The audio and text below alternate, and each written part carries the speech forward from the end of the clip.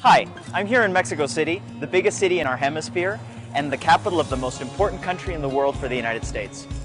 You might have noticed that it's not full of cacti and sombreros like way too many Americans believe. Oh, and there's no hail of gunfire around us either. In fact, most of our 2 million square kilometers and our major cities are safer than their counterparts around the world. In the same way, the relationship between Mexico and the United States is nothing like certain politicians would have you believe. First of all, we're not a weak partner. There are 120 million of us with an economy 2/3 the size of Russia's, the 11th largest in the world according to purchasing power parity.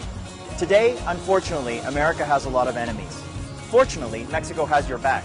Did you know that if you come from a country that is hostile to the United States, it's almost impossible to get a visa to enter Mexico?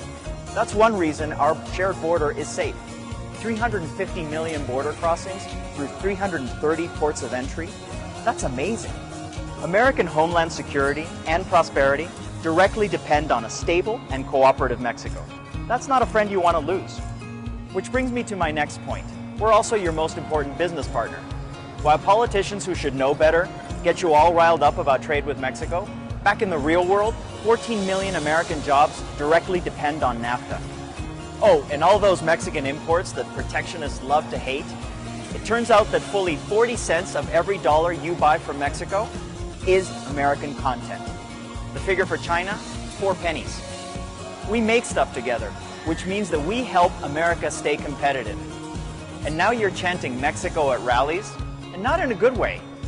I mean, a wall? Really? Didn't Ronald Reagan show that walls were downright un-American? The wall gets really silly really fast. What we really need is to strengthen Mexico's economy and institutions.